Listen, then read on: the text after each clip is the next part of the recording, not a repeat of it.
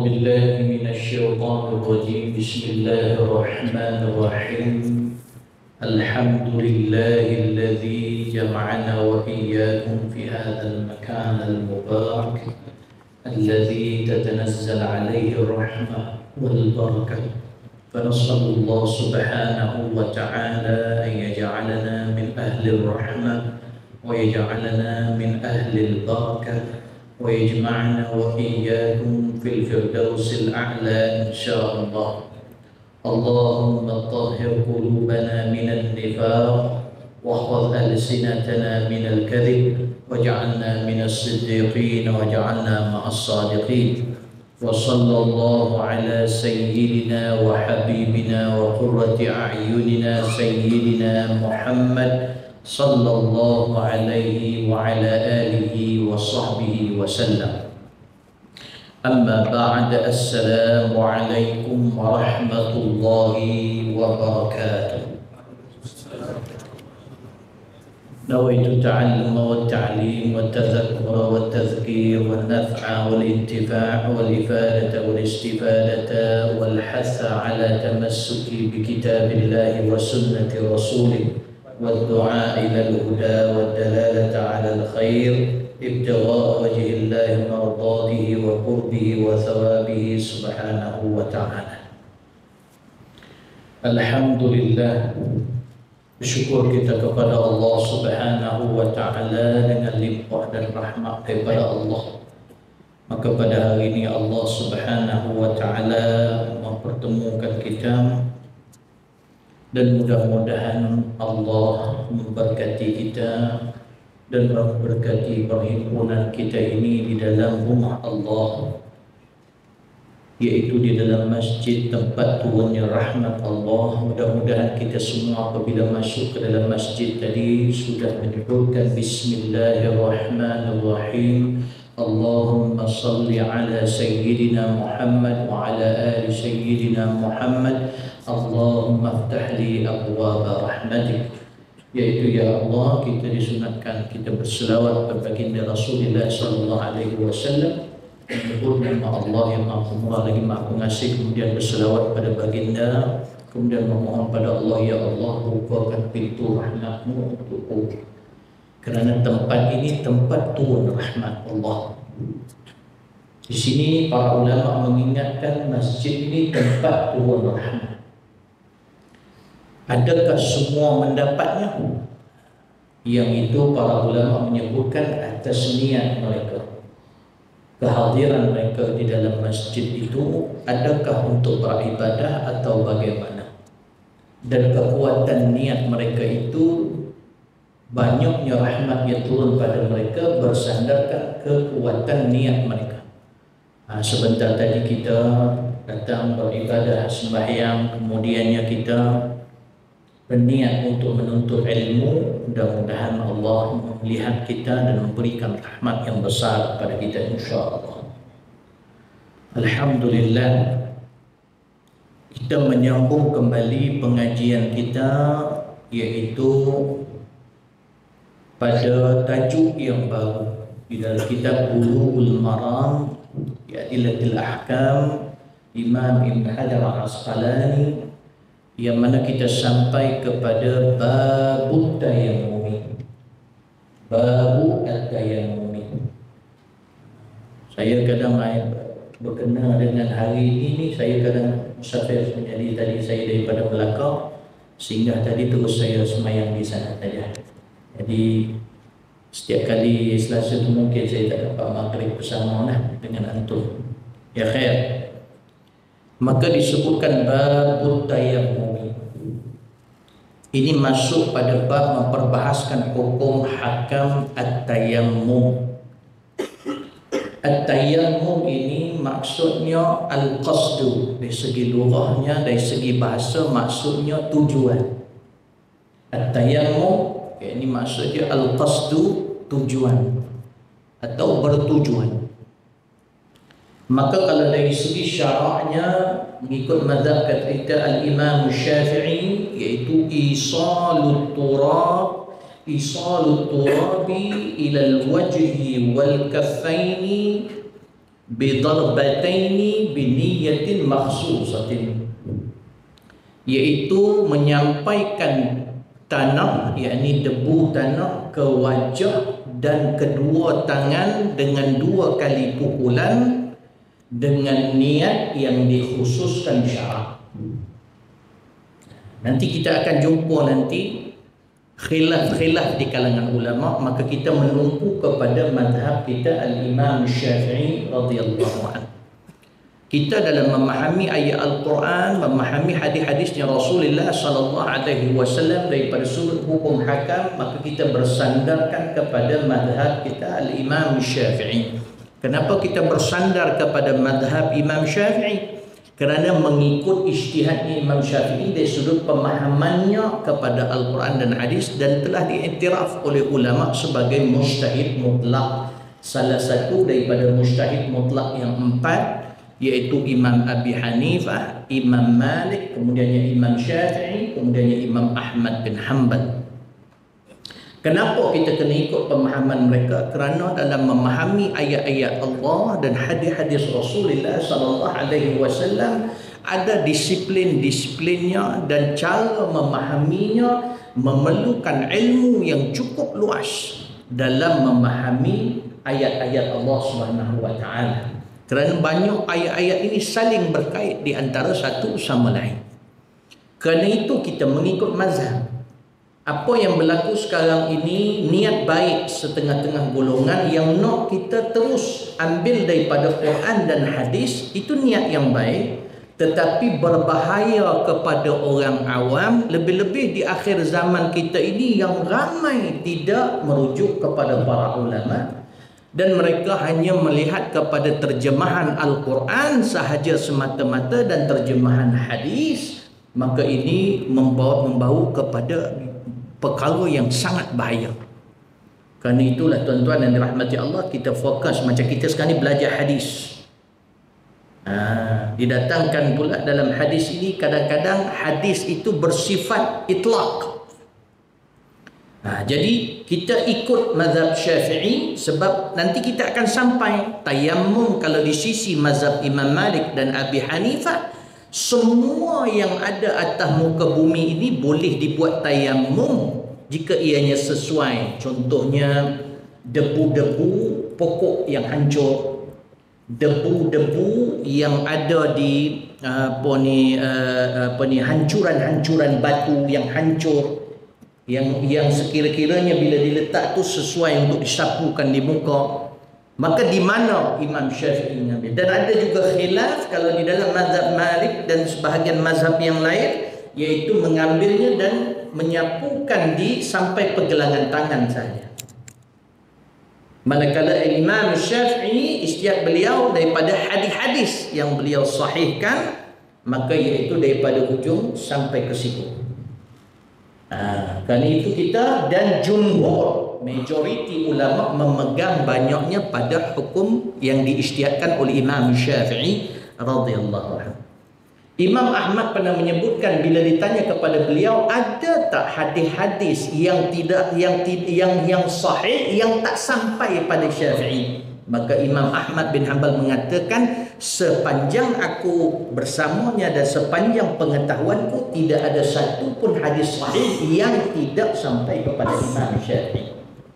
Kerana itu beliau menyebut dalam kata-kata tawaduknya beliau mengatakan, sekiranya hadis sahih berlawanan dengan pandanganku, maka ambillah hadis sahih dan jangan ambil pandanganku. Satu, tawaduk, dan yang kedua, yakinnya. Dia beritahu demikian seolah-olah nak memberitahu bahawa dia telah mengkajinya dan melihat semua hadis-hadis Rasulullah sallallahu alaihi wasallam. Kadang-kadang kita sesama kita selalu kadang-kadang cakap, ingat kalau kata kalau ada pandangan yang lain daripada saya yang kamu boleh jumpa, pergilah ikut pandangan tu, tak ikut pandangan. Ini macam cabaran. Boleh faham tak? Kita selalu macam tu. Kadang-kadang bila kita seorang perempuan contohnya berkasih dengan kita, dia kata dia nak break dengan kita, pergilah, kamu takkan jumpa orang sebaik aku. Kalau ada sebaik aku, ikut dia, jangan ikut aku. Itu seolah-olahnya apa maksudnya? Seolah-olah nak beritahu aku yang terbaik. Sepatutnya kita memahami pemahaman apa yang ditunjukkan oleh para ulama kita. Tapi kita mengambil secara zahir dan melihat kepada sesuatu yang lemah selalu. Lalu kita mengatakan Imam Syafi'i sendiri kata, kalau ada pendapat yang yang hadis sahih, maknanya pendapat dia tolaklah dia yang cakap. Nampak tak? Dia faham kok lain. Ini bila kita mengaji tidak berguru jadi masalah. Dia baca sendiri saja. Maka hati-hati tuan-tuan yang dirahmati Allah. Baik. Maka tayamum itu menyampaikan debu tanah.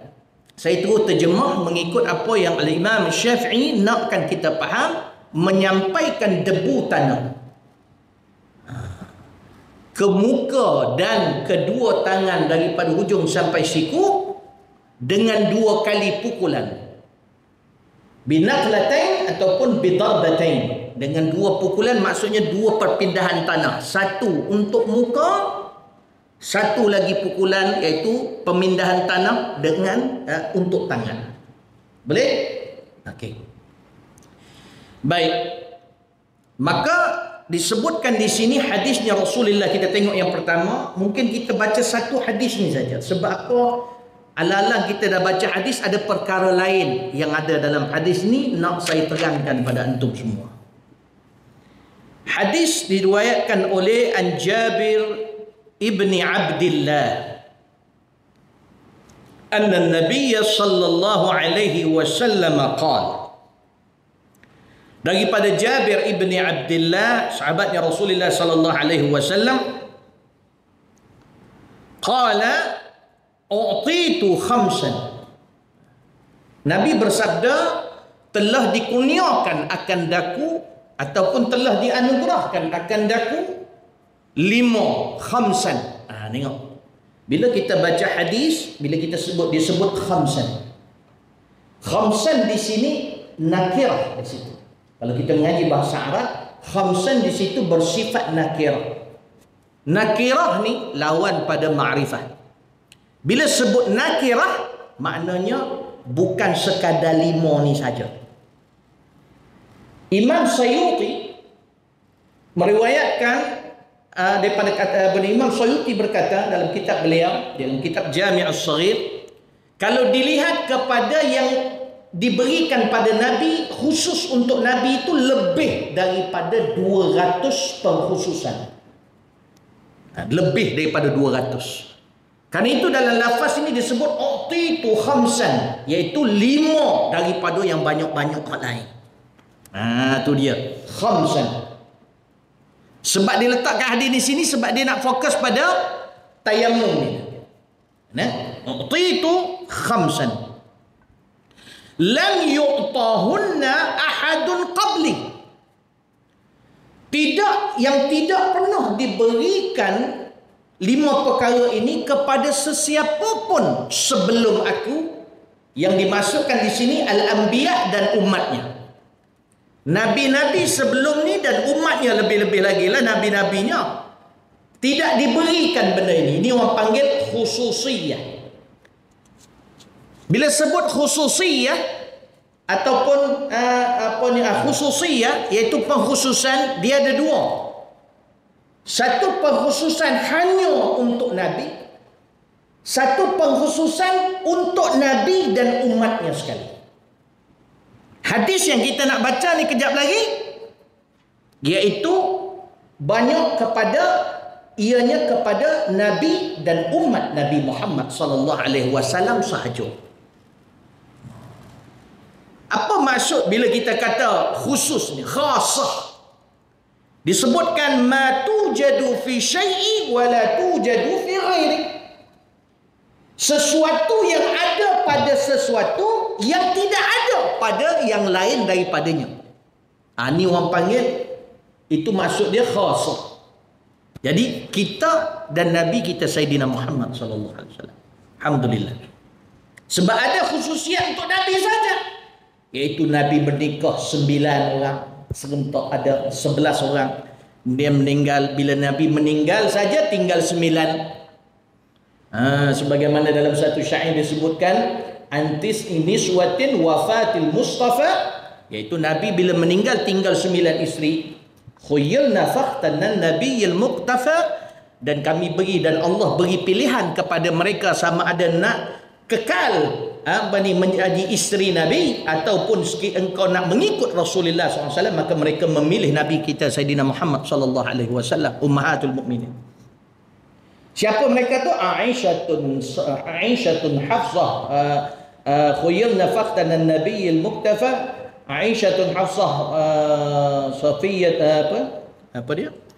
Anti sini suatin wafatil Mustafa khuyirna faqtan an-nabiy al-muktafa, Aisyatun wa Hafsatun wa Saudah, Aisyatun wa Hafsatun wa Saudah, Maimunah Safiyatun Maimunatu wa Ramlah, Hindun wa Zainabun kadza Juwairiyah. Bismillah. Ini isteri-isterinya Nabi sallallahu alaihi wasallam lepas Nabi wafat.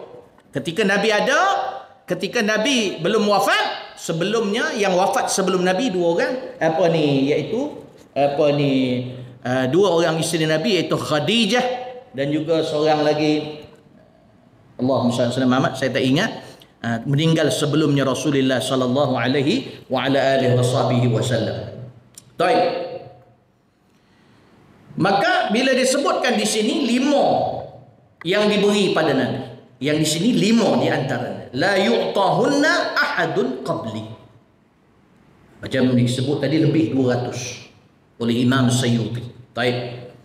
Nusirtu birru'bi, disebut nusirtu birru'bi masirata syahrin. Insyaallah. Nusirtu birru'bi masirata syahrin. Baik. Di sini nak disebutkan bahawa dibantu akan aku, yakni oleh Allah Subhanahu wa taala, birru'bi, dengan perasaan takut yang Allah campakkan kepada hati musuh, masirata syahrin, yang mana perasaan takut mereka itu, mereka sudah agak rasa takut itu dengan jarak mereka sejauh dengan Rasulullah itu sebulan perjalanan. Sebulan perjalanan, maksudnya jarak. Kalau kita lihat, dimaksudkan dalam hadis ini, kata Imam Ibn Hajar Al-Asqalani, iaitu sebulan perjalanan, kerana di zamannya Rasulullah, ketika Rasulullah ada, tidak ada musuh yang paling jauh daripada Rasulullah, kecuali jauh, mereka paling jauh tu sebulan perjalanan mereka untuk sampai pada Rasulullah. Tapi mereka dekat sana dah rasa akan ketakutan. Apa yang paling jauh? Tentera Nabi, iaitu yang terakhir sekali perangnya Nabi SAW, yang dipanggil Perang Tabuk. Perang Tabuk ni, Nabi perang dengan siapa? Rom. Nabi perang dengan Rom. Sebenarnya tak jadi perang apa? Kisah dia antara perang yang banyak mukjizat berlaku pada perang Tabuk. Tabuk ni satu tempat. Dia kalau dalam riwayat hadis Ibnu Ishaq dipanggil Ainut Tabuk. Dekat situ, di tengah padang pasir, ada tempat ketika itu di luar kota Madinah yang jauh, perjalanan panas, dan waktu itu sangat panas, haus. Nabi ini dengar berita Empire Rom nak serang. Dia berlaku macam mana? Rom masa nak sebarkan dia punya kekuasaan ketika itu, dia orang dengar tentang kerajaan Islam ini, iaitu kerajaan yang ditubuhkan oleh Nabi, seorang lelaki namanya Muhammad bin Abdullah, dan mengaku sebagai Nabi. Ini pokok Rom dengar cerita tu, dan dia orang tengah sebar lebarkan dia orang punya empire, sehingga sampai dah di sekeliling, penduduk sekeliling padang pasir yang disebut Tabuk itu tadi. Ada satu tempat namanya Daumatul Jundan. Satu lagi tempat dipanggil Ilah dalam bahasa Arab. Kalau orang kita dipanggil Ilya.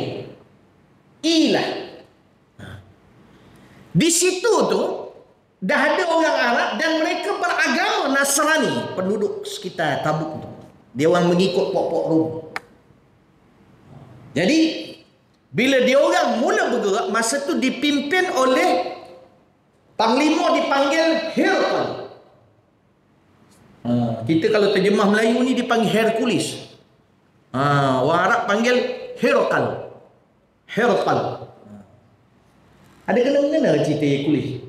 Saya pun tak tahu cerita tu. Tapi nama dia Herakl.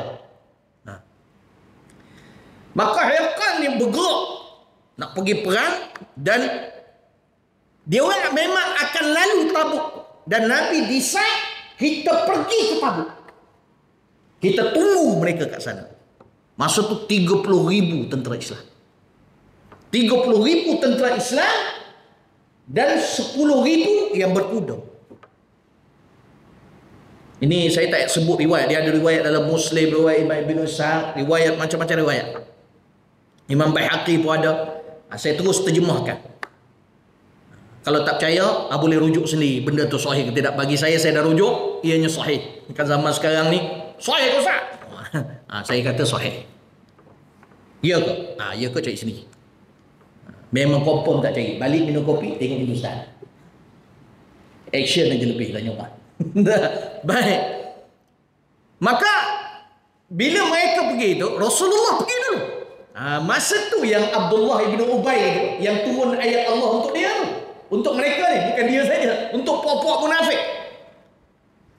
Masa dia orang dengar Nabi ajak berperang tu, Tabuk, memang dia orang tahu tempat tu air kurang, hujan pun sangat jarang turun situ. Makanan pun takut tak bertahan lama. Jadi dia orang ni sebenarnya bukan nak pun Islam. Ni golongan munafik. Maka Abdullah bin Ubay ketika tu dia kata, alasan dia dengan geng-geng dia kata, Rasulullah kami minta izin tinggal kat sini lah. Kami tak nak pergi kami nak tinggal kat Madinah, kami tak nak pergi. Rasulullah SAW kata, kenapa tak mau pergi? Sebab ianya terlalu panas, nanti kami lemah, kami tak mampu. Minta uzur. Masa tu Nabi SAW bagi uzur. Turun ayat Allah SWT. Allah kata apa? A'udzubillahi minasyaitanirrajim. Farihal mukhallafun. Telah gembiranya puak-puak yang ditinggalkan oleh Rasulullah di kampung halaman mereka. Jadi munafik. Mukhallafun ni iaitu siapa? Imam tafsir dalam tafsir Jalalain, golongan munafiqin yang diketuai oleh Abdullah bin Ubay. Farihal mukhallafun bimaq'adihim khilafa Rasulillah sallallahu alaihi Rasulillah. Bergembiranya puak-puak yang munafiqin ini yang ditinggalkan kat belakang itu kerana mereka dapat tinggal tak payah ikut Rasulullah sallallahu alaihi wasallam. Wa karihu an yujahidu bi amwalihim wa anfusihim fi sabilillah, dan mereka sebenarnya tidak suka untuk berjuang dengan harta benda mereka sebab duit akan habis banyak. Dalam sejarah tu, dalam perang Tabuk tu, ketika itu Sayyidina Osman 1,000 dinar dia bagi. Jangan kira 1,000 dinar dengan kita ni silap tak berapa juta lah. Masa zaman tu. Abu Bakar ketika tu, masa tu yang habis semua harta dia. Dan ketika dia meninggal, kan dia kata tidak dia tinggalkan pada anak isteri kecuali Allah dan Rasul. Habis. Masa perang Tabuk tu dia habis semua harta. Sayyidina Umar separuh daripada habis. Separuh harta dia. Jadi puak-puak munafikin ni, alamak, habis pula duit kita. Wa karihu wa yujahidu bi amwalihim wa anfusihim fi sabilillah. Wa qalu, dan mereka berkata apa? Wa qalu la tanfiru fil har. Tak payahlah, dia ajak pula orang, jangan, dia bisik-bisik, tak payah pergi. Tak payah pergi berperang dalam keadaan panas ni. Maka Allah jawab, qul innan nara ashaddu har. Sesungguhnya neraka tu lebih panas lagi. Lau kanu yafqahun, kalau dia orang betul-betul memahami. Tu ayat tu untuk perempuan. Jadi balik cerita tadi, Nabi pergi. Jadi perjalanan tu, dia orang tu puak-puak Rom tu kalau nak sampai dikira tu lebih kurang sebulan. Berlaku macam-macam mukjizat tu yang kalau dalam riwayat-riwayat. Maka Nabi SAW bila sampai kat sana, antaranya makanan, sahabat-sahabat tunggu di sana. Masa sampai tu Nabi buat suluh. Sampai kat Tabuk tu Nabi dah sampai dulu. Nabi pergi tu penduduk keliling tu, antaranya Daumatul Jundal, kemudiannya Ilah, pergi jumpa semua sebab dia orang ni Nasrani. Maka mereka buat suluh, pendamaian. jangan bantu puak-puak Rom untuk perang kami. Sekiranya kamu buat begitu, kamu tidak aman daripada kami. Nabi tak nak perang dengan dia orang, tapi kalau korang buat begitu, maka kami minta maaf tak dapatlah amankan kamu daripada kami. Oh, maka ketika itu ada beberapa orang, antaranya Yuhan bin Rubah, tak silap saya, ketua di situ. Dia pergi terus buat suluh dengan Rasulullah. Begitu juga dekat Daumatul Jannah, pergi buat suluh dengan Rasulullah sallallahu alaihi wasallam, sehingga apa? Mereka sanggup bayar jizyah. Dia bila orang Muslim kafir zimmi, bila dia bayar jizyah cukai, dia aman daripada orang Islam. Ketika tu Nabi dah kuasai tu, Rom nak datang tu, Nabi dah kuasai semua penduduk tu. Benteng Tabuk tu bukan main hebat ketika tu. Masa tu makanan pula tak ada. Sahabat-sahabat mengadu kat Rasulullah. Dan riwayat Ibn Ishaq, Rasulullah kata, bawakan aku bekas-bekas barang makanan yang kamu kata dah habis. Setelah mereka dah bermukim kat situ lama, tunggu. Maka bila sampai, dan jangan kamu bukakan, biar aku buka Rasulullah. Maka sampai Rasulullah suruh buka, ambil makanan, keluar makanan. Tu sahabat-sahabat tengok sehingga kenyang semua, banyak makanan. Dia orang boleh simpan lagi. Kemudiannya ada mata air dekat Tabuk tu, pasal nama dia air Tabuk. Tapi mata air ni keluar pun orang panggil macam zaman bila tak ada air lah. Kalau keluar pun nyok kadang-kadang kan bersin gitu kan, keluar kapal gitu kan. Dia mana sikit sangat ngeleleh gitu. Dan mukjizatnya Rasulullah sallallahu alaihi wasallam, Rasulullah letak tangan dia di mata air dan keluar air banyak sehingga dia orang boleh minum. Begitu juga hujan turun dengan lebat, tak pernah hujan selalu kat situ, kerap hujan ketika mana penungguan itu. Puak-puak Rom ni yang dipimpin oleh Hirqal ni, dia orang sampai dekat benteng tu, dia orang tak jumpa umat Islam ni. Tapi masa tu semuanya akhirnya berlari dan meninggalkan tempat perang. Sebab apa? Dalam satu riwayat, iaitu mereka nampak ketika tu panglima-panglima orang Islam yang besar-besar dan putih-putih dan berkuda di sekeliling Tabuk, hampir mereka katakan hampir mencecah 100,000. Sedangkan penduduk panglima perang Islam belum nak keluar lagi kat benteng tu ada 30,000. Tapi dia nampak yang berkuda, yang berdiri dan tegak-tegak, dan badan tu lengkap dengan pakaian perang yang sangat menakutkan. Ketika itulah lari mereka semua, tak jadi perang. Siapa mereka itu? 100,000 itu adalah para malaikat. Allah hantar para malaikat ketika itu. Semua takut. Allah, kita ni tak ada zaman tu dah. Ala kulli hal, Allah campakkan rasa takut. Banyak ayat-ayat Allah Subhanahu Wa Taala, antaranya macam yang saya sebutkan tadi, yaitu Nabi sallallahu alaihi wasallam, Allah Subhanahu Wa Taala berfirman, a'udzubillahi minasyaitonir rajim. Sanulqi fi qulubil ladzina kafaru ru'ba bima asyraku billah. Ini dalam surah Ali Imran ayat 151. Allah mencampakkan perasaan takut kepada golongan-golongan yang menyekutukan Allah. Kalau anda tengok dalam tafsir, kalau kita nak syarah tafsir, disebutkan sanulqi fi qulubil ladzina kafaru ar-ru'ba, dicampakkan dalam hati orang-orang yang kufur itu perasaan gerun dan takut. Sebab apa? Bima, ba tu sababiyah. Dengan sebab apa? Dengan sebab mereka menyekutukan Allah dengan selain daripada Allah Subhanahu Wa Taala. Di sini para ulama mufassirin menyebutkan, antum perasan tak zaman kita sekarang ni orang ada rasa takut. Takut apa?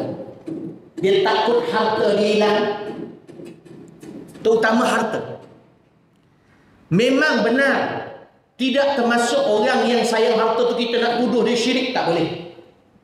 Tapi sebenarnya dia dalam hati dia itu, dan rahmat daripada Allah, selagi mana tidak zahir betul-betul dia menyebut bahawa itu adalah Tuhan, maka dia tidak syirik. Alhamdulillah, itu cukup alhamdulillah. Tapi dia sebenarnya telah meletakkan sesuatu kuasa selain Allah pada apa? Pada harta. Kadang-kadang dia kata kalau tak ada duit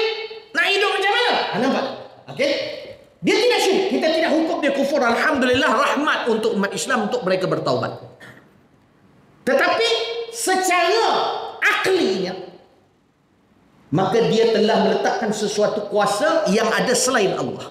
Bagi dia, kalau tak ada duit, dia tidak akan, dia mengkonfirmkan tak akan tenang hidup dia akan muka bumi. Oh, bahaya. Itu pasal orang-orang macam ni, Allah boleh campakkan perasaan takut tu. Akhirnya di jalan atas muka bumi, tiap-tiap hari dia rasa tak tenang hati dia. Dia rasa takut. Sebab dia tak takut hanya kepada Allah, maka tak tenang dia. Rumah dia besar, pagar dia pun besar, kunci dia pun banyak, tapi masih takut duduk dalam rumah, takut orang datang rompak dia. Nampak tak? Mari mana perasaan takut ni Allah campak dalam hati dia. Manakala golongan yang jelas musyrikin ini, memang Allah campakkan dalam hatinya rasa gerun. Inilah yang dibantu kepada Rasulullah sallallahu alaihi wasallam. Maka disebutkan ayat yang lain, contohnya dalam perang Badar. Cuba tengok dalam perang Badar. Ini seronok dalam perang Badar. Sama macam dalam perang Tabuk ni, lebih kurang. Dalam perang Badar, Allah berfirman, A'udzubillahi minasyaitonirrajim. "Idh yuhi rabbuka ilal malaikati anni ma'akum." Allah ketika nak perang Badar, Allah turun ayat ini, Allah mengatakan kepada para malaikat. Maka diwahyukan Tuhan kau, wahai Muhammad, kepada para malaikat.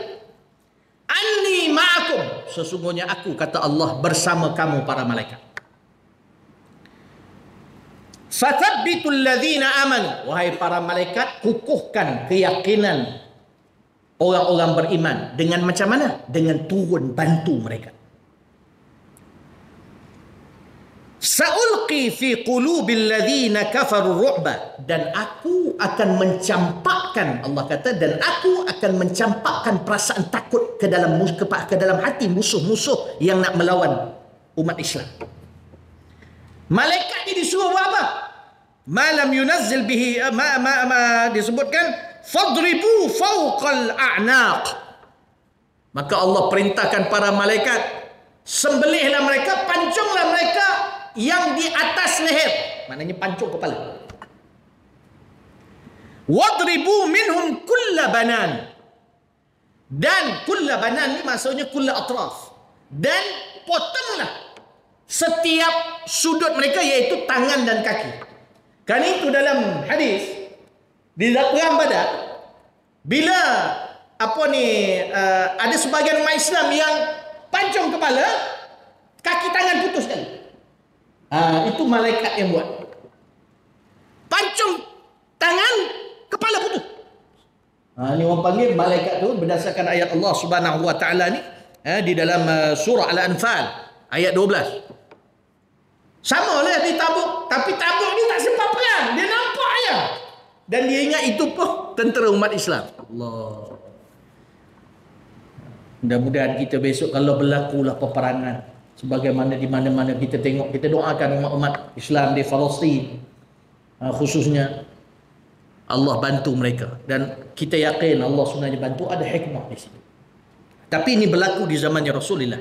Ini yang dipanggil nusiltu birru'bi, aku dibantu dengan perasaan gerun yang Allah campakkan ke dalam hati musuh-musuhku masirata syahrin, iaitu yang mana rasa gerun tu dah dirasa dalam perjalanan sebulan nak sampai pada Nabi tu, dah rasa gerun takut dengan Nabi kita Sayyidina Muhammad dan juga umat Islam ketika itu.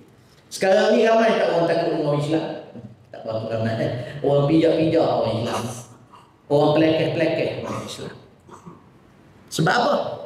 Sebab umat Islam ni di luar dia, dalam dia kosong. Kerana itulah kita nak kena faham benda ni. Itu pertama yang tidak diberikan kepada nabi-nabi dan umat sebelumnya. Yang kedua, ini kita punya tadi, waju'ilat li, dengan boleh, waju'ilat liyal ardu, dan dijadikan bagiku. Di sini disebut ardu, bumi. Ardu situ maksud dia bumi, bukan tanah lagi, bumi.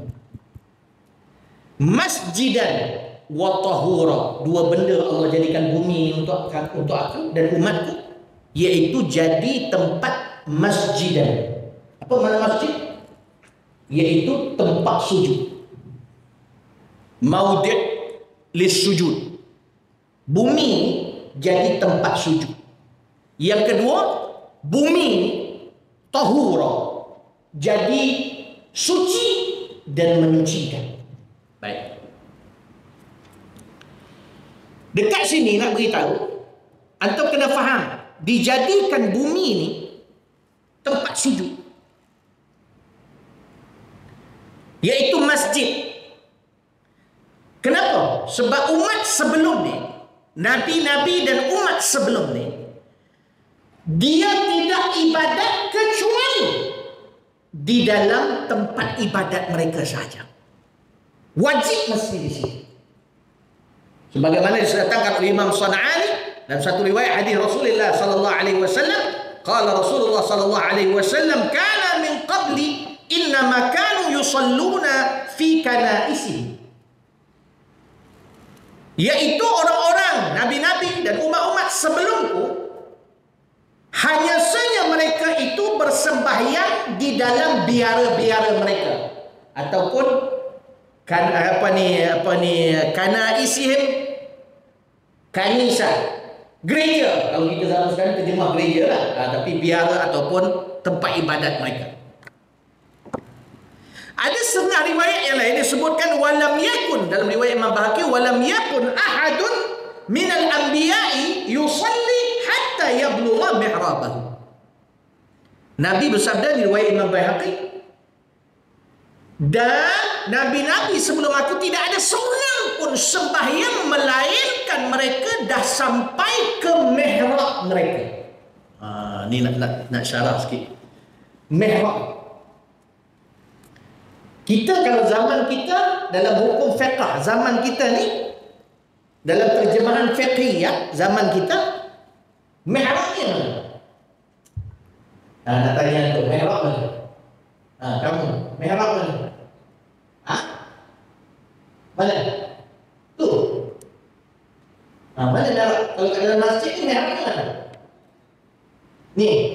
Pada start daripada sini kan? Ni mihrab. Ada sesiapa lagi nak beritahu? Mihrab. Apa lagi mihrab yang antum faham? Apa? Baik. Satu lagi mihrab. Alladhi qama fihi al-imam lil khutbah. Satu lagi makna mihrab, iaitu tempat berdiri imam ketika khutbah. Jadi ini mihrab. Ni sini. Okey? Kalau yang kata tadi itu mihrab yang membawa makna ghurfah, bilik ataupun satu tempat yang nampak terasing daripada yang lain. Jadi yang ni betul tak? Kalau negara Arab, antum kalau negara Arab, antum akan nampak ada sebahagian masjid mereka yang dekat situ tu dia melengkung masuk dalam. Betul. Ini tak ada distrik tu tak? Yang macam bentuk kubah tu dia melengkung masuk dalam, panjang masuk ke dalam, situ imam. Situ mihrab. Tempat yang mana imam berdiri untuk sembahyang mengimamkan. Baik. Bila sebut mihrab ni, apa makna mihrab? Setakat antum tahu. Yang setakat kita tahu, tempat imam ni itu. Betul? Baik. Cuba tengok ayat Allah SWT dalam surah Ali Imran. Allah berfirman, kullama dakhala 'alaiha Zakaria al-mihraba. Dan setiap kali Zakaria masuk ke dalam mihrab, masuk melihat Siti Maryam di dalam mihrab. Sebagian ulama kata mihrab itu ghurfah. Sebagian kata mihrab itu adalah apa? Masjid, tempat ibadah. Boleh faham? Baik. Kalau berdasarkan hadis itu, mihrab itu adalah masjid. Apa makna mihrab? Li'anna an-nasa yusamma al-mihrab. Agak-agak bila dengar mihrab ni ada tak dekat dengan kalimah Arab yang lain tu ada yang harf hari, iaitu perang. Mihrab ni isim apa dalam bahasa Arab? Kalau kita belajar ilmu nahwu, dipanggil isim alat, ismul alah. Dia atau wazan mif'al, isim alat, iaitu satu nama digunakan kepada alat untuk digunakan. Baik. Bila sebut mihrab, li'anna an-nasa yuharabu asyaitana fihi. Mihrab itu masjid. Kerana apa dinamakan mihrab? Kerana manusia menggunakannya untuk memerangi iblis dan syaitan. Itu pasal bila antum dalam masjid, syaitan diperangi secara tak langsung dengan kerana apa? Antum sembahyang dalam tu, antum zikir dalam tu, antum beribadah dalam tu. Itu semua jadi alat untuk perang syaitan.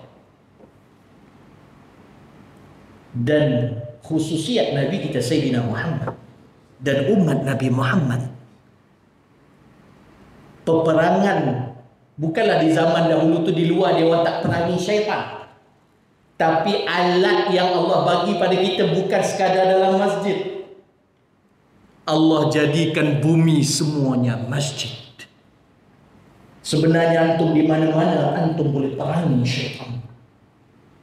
Masjid luas kerana antum boleh sujud di mana antum nak sujud. Antum boleh berzikir di mana antum nak berzikir. Antum boleh beribadah di mana antum nak beribadah. Ini kelebihan kepada Nabi kita Sayyidina Muhammad dan umatnya Nabi Muhammad sallallahu alaihi wasallam. Itu mihrab. Jadi boleh pegang syaitan lepas ni. Bila kita keluar balik rumah kita boleh pegang. Dengan sembahyang sunat kita, dengan zikir kita, dengan ibadah. Allahu Akbar. Jadi kerana itulah bila disebutkan di sini kita kena fahami hadis ini. Wa ju'ilat liyal ardu masjidah. Masjid ini nama lain juga dipanggil mihrab. Cuma dalam fiqh bila kita khususkan makna di dalam masjid, ia ialah mihrab, kawasan. Tapi hakikat mihrab itu sebenarnya satu masjid itu mihrab. Kerana apa?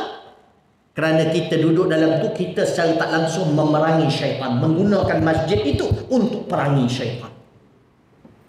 Dan Allah jadikan bumi itu masjid kamu untuk kamu perang syaitan. Tapi banyak yang terlewat pula akhir zaman ni. Aku pun tak faham pasal apa. Sepatutnya kita boleh gunakan semua tempat tu untuk kita berzikir dan ibadah. Zaman dulu dia takkan buat benda tu kecuali di masjid. Di luar sana hanya berbekalkan ilmu bahawa syaitan nak begini, Allah nak begini. Aku tak ikut Allah, yang aku ikut Allah. Tapi bila dia nak berzikir, dia kena datang ke tempat-tempat ibadat mereka. Nak solat ke tempat ibadat mereka. Kita ni mana-mana boleh sembahyang, mana-mana boleh zikir, mana-mana boleh. Allah, ni khusus. Pertama, dijadikan bumi masjid. Sembahyang mana nak sembahyang pun. Kita ni yang dipanggil salah satu syarat sah sembahyang apa dia? Sucinya tempat sembahyang. Apa maksud tempat sembahyang? Apa yang bertemu anggota 7. Dahi, tapak tangan, 2 lutut dengan perut anak jari. Mana-mana tu pergi pun, kalau ada najis mana, tapi yang kena dahi kamu itu tak ada najis, yang kena tapak tangan kamu tak ada najis, walaupun sebelah ada najis, yang kena 2 lutut kamu tak ada najis, maka kamu boleh sembahyang dan sah itu. Ini kan pula dekat Taman Tasik Shah Alam. Allah, mana ada nampak najis itu? Mana? Sembahyang lah. Jangan was-was. Sebab Allah dah jadikan itu yang pertama. Yang keduanya, tahura. Dan dijadikan bumi itu tahura. Apa maksud tahura? Tahiran mutahiran. Suci pada dirinya dan menyucikan akan yang lain. Kerana itu hadis ni hadis mutlak, hadis umum. Kena dikhaskan ataupun diikatkan dengan hadis-hadis yang lain. Nanti kita akan sampai nanti. Yang dimasukkan suci itu tanah dia. Boleh faham tak? Ada yang berpegang terus hanya pada hadis ini, maka menunjukkan apa-apa kat muka bumi ini yang suci boleh guna. Sekiranya dia sesuai, sekiranya disapu kat muka tu nampak meratakan. Tu yang kulit-kulit pokok boleh, apa semua boleh. Tidak? Baik. Yang itu masjid sebagai boleh mana-mana, dan kemudiannya apa? Tahur, suci, menyucikan bumi. Yang dimasukkan di situ tanah dia. Kan itu dalam riwayat lain, wa ju'ilat turabatuha lana tahur. Dan dijadikan bagi kami tanahnya itu suci dan menyucikan. Hadis tu yang mengikat. Bukan semua boleh guna untuk suci menyucikan, hanya tanah dia. Daripada sudut masjid, bumi lah, di mana kamu berada, kamu boleh semayang. Baik. Kemudiannya disebutkan apa dia? Seterusnya disebutkan dalam hadis itu, masjidan wa tahuran. Fa ayyuma rajulin adrakathu salatu, maka barang siapa di kalangan lelaki termasuk perempuan, adrakathu salatu, dia mendapati akannya waktu salat, iaitu mendapati akannya untuk salat itu falyusalli, maka semayanglah mana-mana pun nak semayang, bukan mesti kat masjid. Tapi kena faham, dalam Islam tempat yang terpaling afdal untuk sembahyang berjemaahnya di masjid. Ini jangan pula guna hujah ni pula. Allah jadi semua masjid. Dia ada tu pasal bila kita mengaji, dia ada makna khususi, dia ada makna fikhi, makna fiqh dan sebagainya. Cuma tadi kita mengambil istifadah dari sudut memerangi iblis dan syaitan tu, mana tak ada alasan untuk kita di tengah-tengah malam kita nak sembahyang. Allah jauhlah masjid apa tidak. Allah jadikan muka bumi ini semua masjid. Kamu boleh semayang situ, kamu boleh zikir situ. Cuma dalam bab salat berjemaah, maka afdalnya tenang-tenang. Jangan jadikan tempat yang sepatutnya kita guna jadi alat untuk perang syaitan. Kita pula jadi syaitan dalam tu. Jadi tuan-tuan yang dirahmati Allah Subhanahu wa taala. Kemudiannya fa ayyuma rajulin adrakathu shalah falyusalli. Hadis ni panjang, bukan panjang, dia sebut dekat sini dua aja. Jadi kan itu saya nak beritahu, kita baca hadis ni saja. Sebab apa yang ketiga pula? Tadi kan 5. Jadi biar tahu belakalah 5. Dalam syarah pun diberitahu 5. Tadi 2. Betul? Yang ketiga apa dia? Yang ketiga, wa uhillat li al-ghanaim, dan dihalalkan akan daku ghanaim, jamak pada ghanimah. Apa ghanimah ni? Dihalalkan akanku dan umatku itu apa dia? Harta rampasan perang. Harta rampasan perang. Sebab apa? Sebab di dalam riwayat Imam Al-Khattabi, kalau di zamannya Nabi sebelum-sebelum ni, dia ada 2. Ada Nabi-Nabi yang tidak diperintah untuk berperang, iaitu berjihad, tak ada perang. Dia hanya berdakwah saja. Dan ada Nabi-Nabi yang disuruh berperang, tetapi tidak dihalalkan harta yang dapat hasil daripada peperangan. Mana bila kita perang-perang kan harta dia orang tinggal semua. Betul? Halal tak untuk diambil? Tak. Sebab dalam ayat Quran menyebutkan bahawa harta peperangan itu Allah Subhanahu wa taala sebut dalam Al-Quran, a'udzubillahi minasyaitonir rajim, ghaza nabiyyun minal anbiya fajama'al ghanaim. Dalam hadis Rasulullah minta maaf. Ghaza nabiyyun minal anbiya fajama'al ghanaima faja'at narun titakulaha. Di zamannya Rasulullah sallallahu, di zamannya sebelum nabi kita, daripada Nabi Adam alaihi salam sampai Nabi Isa, ada sebahagiannya tidak diperintah perang, tak ada perang, hanya berdakwah. Ada sebahagiannya yang berperang. Yang berperang tu, bila mereka berperang, mereka menang. Contohnya macam Nabi Yusuf alaihi salam contohnya, dan nabi-nabi yang lain.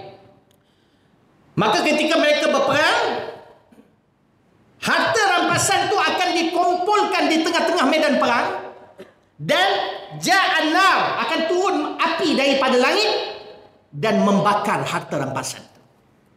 Itu di zaman sebelum.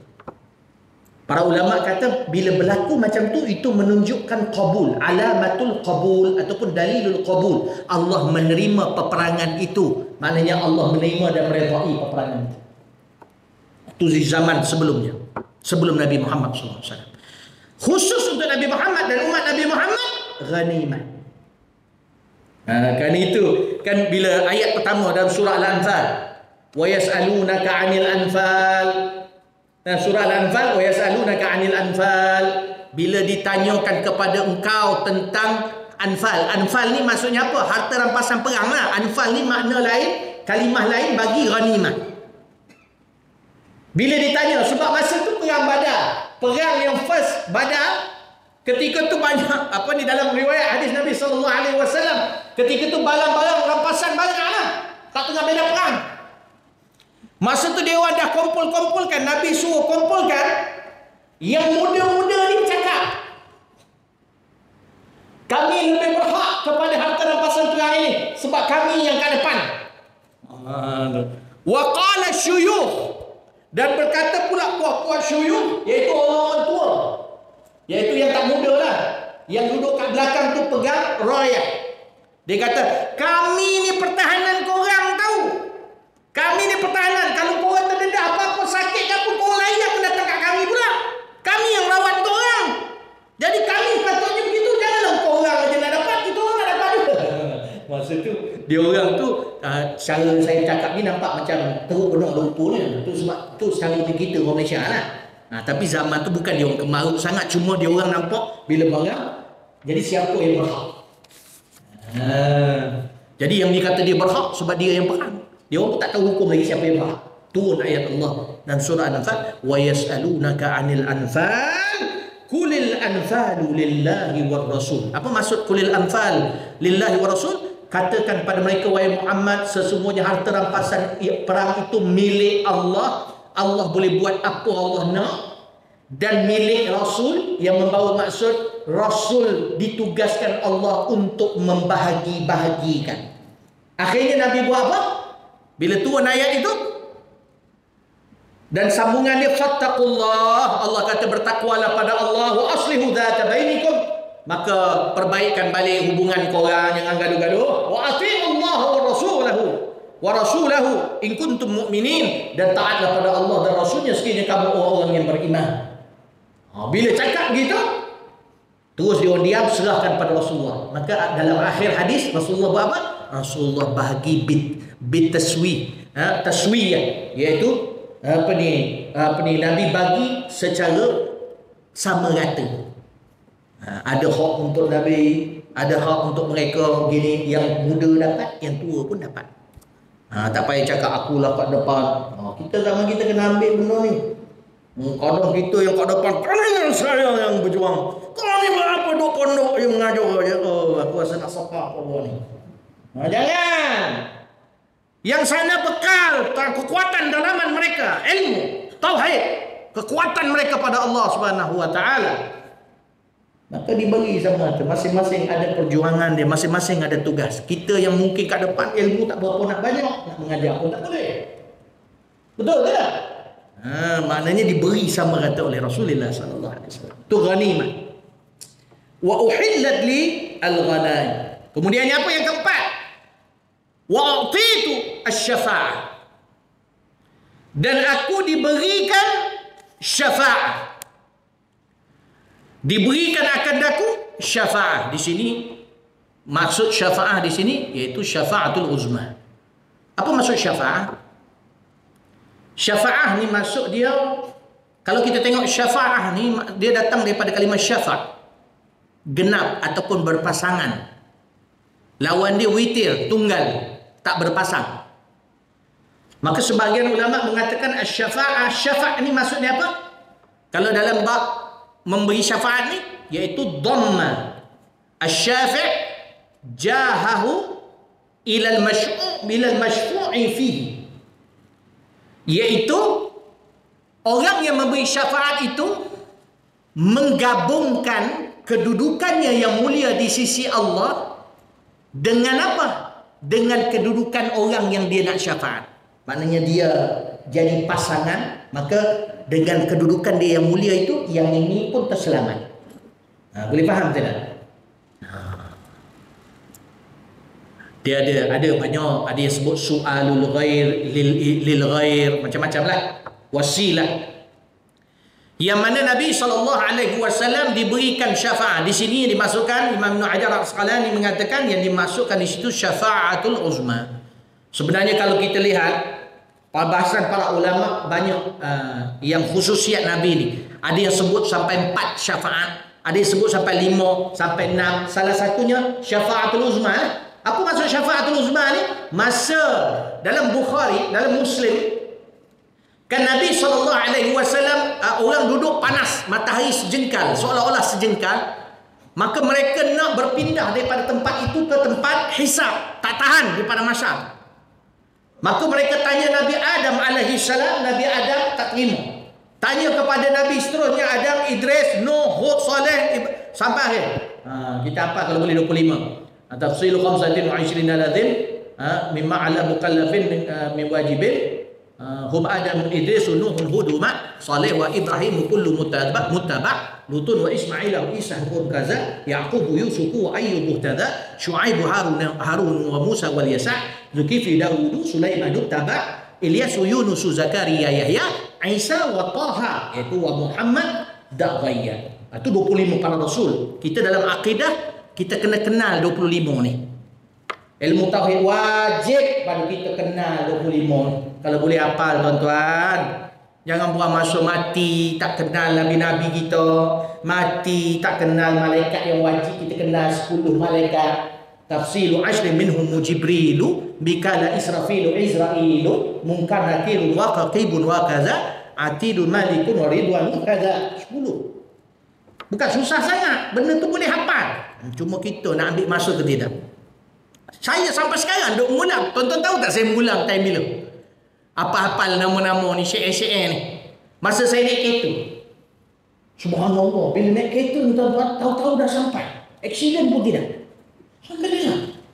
Tengah bawah tu, apa ni, wa kullu ma atabihi rasul fahaquhu wa fahaquhu taslimu wal qabulu imanu nabi yaumi akhirin wa ja'a kullu ma kana bihi minal ajab. Apa ni disebutkan khatimatu fi dzikri baqi wajibi mimma ala mukallafi min wajibi nabiyuna Muhammad ursila li rahmatil lil alamin rahmatan wa fadila. Kadang bawa tu kan ni tapi tak isi dah, alhamdulillah. Tahu-tahu sampai. Jam, bila jam tu gembira. Bila menghafal ni, jam tu gembira. Okey. Ulang baliklah. Apa ni kharidah tahiyah pula. Yaqulu rajul rahmatil qadiri ay ahmadul masyhur bidarriri alhamdulillahil aliyil wa'idi. Ni siapa yang ikut dakwah itu? Saya dah hafal dah. Oh dah hafal. Bukan baru hafal, saya baru hafal je. Hafal. Boleh. Saya 40-an, masuk 45. Okey. Kan? Ustaz okey lah, saya 50. Qadi Iyad salah satunya umur 60 masih duk hafal lagi. Boleh. Yang bagi kuat hafalan ni Allah. Niat kita ada, boleh hafal insya-Allah. Dan dia ada kaedah hafal. Quran ni nak hafal macam mana? Baca 40 kali dulu. Lepas tu baru start hafal. Ini baru baca sekali dan hafal yang jenis. Alif lam mim dalikal kitab. Alif lam mim dalikal kitab. Ayo gitu. Kalau boleh hafal pun besok lupa. Baca dulu. Saya ingat masa saya kat Perlis ditarbiah oleh Said Salim, ketika tu baca Sabihis, hafal Sabihis rabbikal a'la alladhi khalaqa fa sawwa walladhi qaddara fa hada walladhi akhraja marja. Kami baca 40 kali dulu. Kadang saya kata Ustaz, Syekh, bila nak start hafal? Baca dulu. Baca 40 kali dulu. Letihnya. Okey, tutup. Baca. Baca. Sabih isma rabbikal a'la alladhi khalaqa fa sawwa walladhi qaddara. Boleh hafal tu? Start bawa hafal. Tengok, ingat lagi. Tengok, ingat lagi. Memang ingat apa? Macam Fatihah macam. Ini kita tak ada. Tengok lepas tu hafal. Tengok apa tak ingat kan? Baik. Berbalik pada apa saya sebutkan tadi. Yang keberapa tadi? Itu yang keempat, syafaat. Nak syarah panjang lah. Cuma begitu. Dan kita pun boleh dapat syafaat tu sebagaimana riwayat Sa'id Al-Khudri, Abi Sa'id Al-Khudri dan juga Sayyidina Uthman ibn Affan, yang mana Sayyidina Uthman menyebutkan yashfa'u yaumal qiyamah thalatha, yang memberi syafaat besar ni pada hari kiamat 3 golongan. Al-anbiya, thumma al-ulama, thumma syuhada.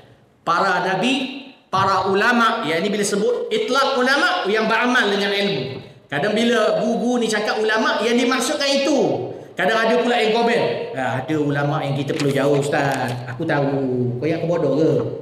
Bukan sombong, kita dipandang rendah sangat. Bila ni ada je yang negatif kita nak fikir.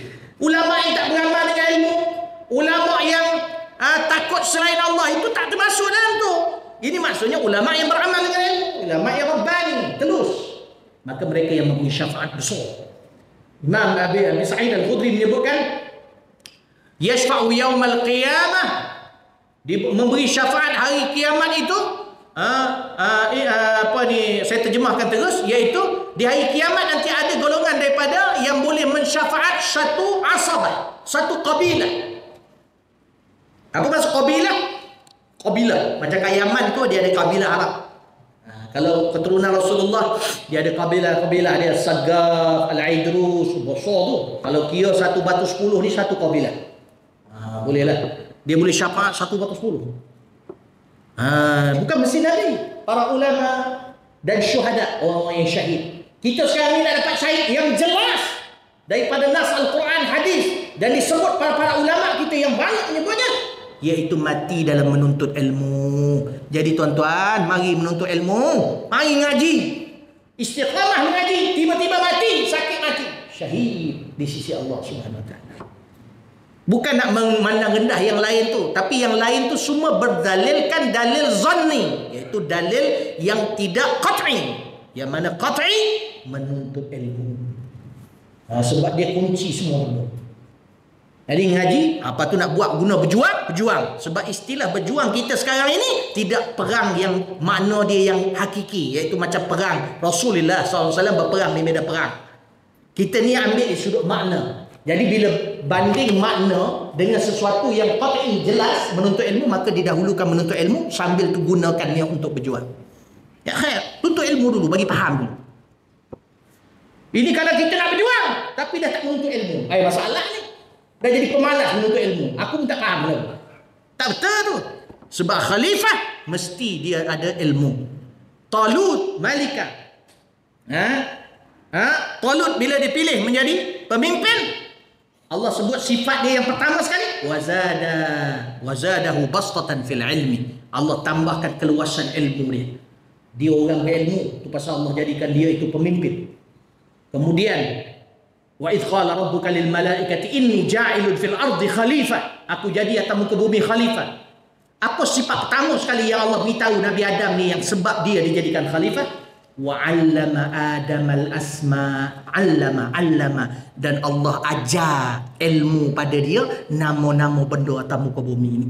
Itu pasal dia tu sampai malaikat sampai malaikat sujud hormat pada dia dan iblis disuruh sujud.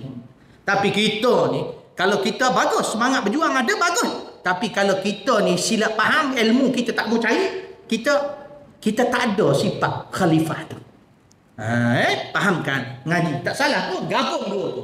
Tu betul. Dan utamakan yang utama. Baik.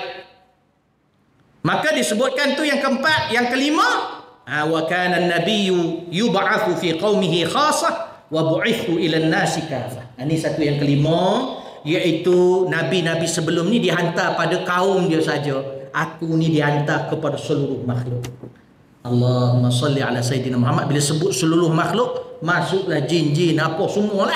Dan tidak tertentu kepada sesuatu kaum. Macam Nabi Nuh dihantar ke kaum dia, Nabi Isa hantar ke kaum dia. Kan itu bila kita nak tengok ahlul fatrah, kita tengok kalau daripada Nabi Muhammad yang dihantar kepada bangsa Arab siapa? Nabi yang pertama dihantar pada kaum Arab siapa? Bukan. Ismail. Yang lain tu semua Bani Israel. Terima kasih. Bang, bagus mencuba. Ismail, Nabi Ismail sampai Nabi Muhammad. Boleh faham tak? Manakala nabi-nabi yang lain itu mereka dihantar pada kaum dia, iaitu Bani Israel. Nabi Isa juga dihantar kepada Bani Israel. Kerana itu dikatakan iaitu ibu bapa Nabi, dan di atas-atasnya itu ahlul fatrah di antara. Kerana itu banyak ulama, lebih banyak ulama yang menyebutkan bahawa ahlul fatrah itu yang jarak di antara Nabi Ismail dan Nabi Muhammad. Sebab Nabi Ismail dihantar pada puak-puak Arab. Di zaman itu kan dia ditinggalkan dekat mana? Dekat Makkah. Ketika itu penduduk mari berkumpul situ. Betul kan? Situ start. Boleh faham? Maka sampai pada Nabi Muhammad SAW. Bila Nabi Muhammad ni pula dihantar, Nabi utus Nabi Muhammad untuk seluruh, bukan Arab saja, untuk semua. Jadi sebelum Nabi itu, sebahagian besar ulama kata sampai Nabi Ismail itu semua ahlul fatrah. Ada juga sebahagian kata sampai ke Nabi Isa, sebab Nabi Isa yang kedua last. Tapi Nabi Isa dia dihantar kepada puak dia saja, umat dia saja, kaum dia saja. Kita bukan Bani Israel, orang Arab bukan Bani Israel, dia orang Arab, bangsa Arab, kaum puak Arab. Jadi tuan-tuan yang dirahmati Allah, ahli fatrah ni banyak perbahasan dia lah. Jadi itulah hadis kita hari ini. Cukup untuk pertama, dan poin utamanya di sini iaitu apa dia tadi? Tayammum tadi, mukaddimah dia. Jadi boleh faham tak bila dikatakan dikurniakan aku bumi ini sebagai masjid Allah. Jadi biar ada pak aura sikit lepas ni pergi mana-mana. Ni masjid, aku boleh perang saya tuan mana nak perang.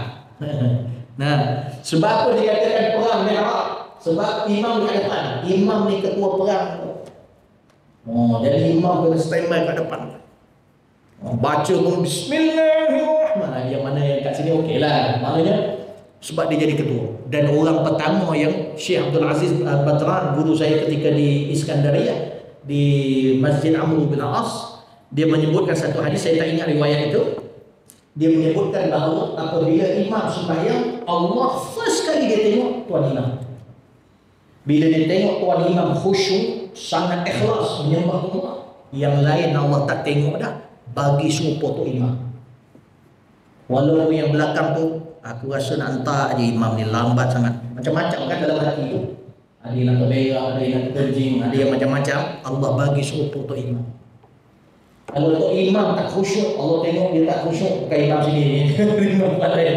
Dia tak khusyuk sebab mungkin elang tak dapat lagi, mungkin dia. Jadi macam tempat lain lah kan, yang mengganggu dia. Ataupun dia mau bergaduh dengan orang. Ataupun hari ini dia nikahkan ramai orang, dia tak nak nikah lagi. Mana yang kedua?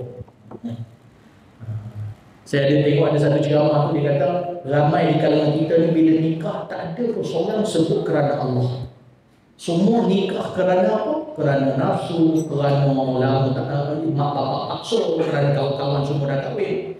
Selalunya yang sebut nikah kerana Allah ni yang kahwin kali kedua. Betul.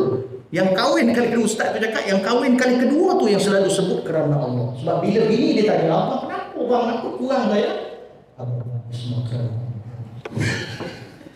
Jadi tuan-tuan cuba sampai yang nombor dua tu supaya dapat kenapa. Lucu betul benda tu. Kan selalu alasannya tu, walaupun dalam tak ada pun. Jadi bila imam tak khusyuk, Allah tengok saf pertama. Bila tengok saf pertama, memang kita nak dekat-dekat nak dapat saf pertama ni, jangan bagi peluang ni, kita ke depan. Tapi kalau ada ulama-ulama besar, bagi dia kat depan. Sebab Allah tengok pula saf pertama. Kalau ada seorang je dalam saf pertama, dengan untuk imam saja Allah bagi dia.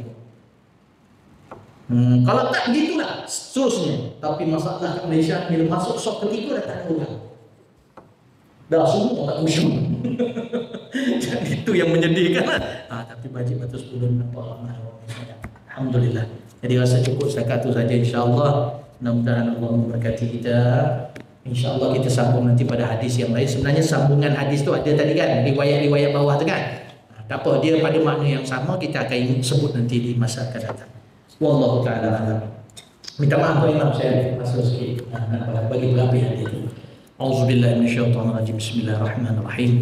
Allahumma akhrijna min dhulumatil wahmi. Ya Allah, keluarkanlah kami daripada kegelapan keraguan. wa akrimna binuril fahmi, muliakanlah kami dengan cahaya kefahaman, waftah lana abwabal ilmi, bukakanlah kami pintu-pintu ilmu, wa zayyinna bil akhlaqil hasanati wal hilmi, dan hiasilah kami dengan akhlak yang mulia dan lembut. Allahumma ja'al jama'ana hadha jam'an marhuma, ya Allah jadikan himpunan kami himpunan yang dirahmati, wa tafarruqana min ba'di tafarruqan ma'suma, dan perpisahan kami selepas ini perpisahan terjaga dari kemaksiatan dan kemungkaran. Allahumma zidni ilman wa fahman wa yaqinan, ya Allah tambahkan bagi kami ilmu, keyakinan, kefahaman dan keimanan kepadamu ya Allah. Ya Allah ya Rahman Rahim, sallallahu ala sayyidina Muhammad wa ala alihi washabihi ajma'in. Ya Allah, kalau ada di kalangan kami selepas ini meninggal dunia, maka kami semua di sini bersaksi matinya adalah mati yang baik, kerana kali terakhir kami berhimpun dengannya dalam majlis yang baik ini ya Allah. Wa sallallahu ala sayyidina Muhammad wa ala alihi washabihi ajma'in. Subhana rabbika rabbil izzati amma yasifun, wa salamun ala al-mursalin, walhamdulillahi rabbil alamin. Yang baik datang pada Allah yang lemah daripada diri saya dan dosa-dosa saya. Minta maaf salah cara tika sabat. Wabillahi taufiq wal hidayah. Wassalamualaikum warahmatullahi wabarakatuh.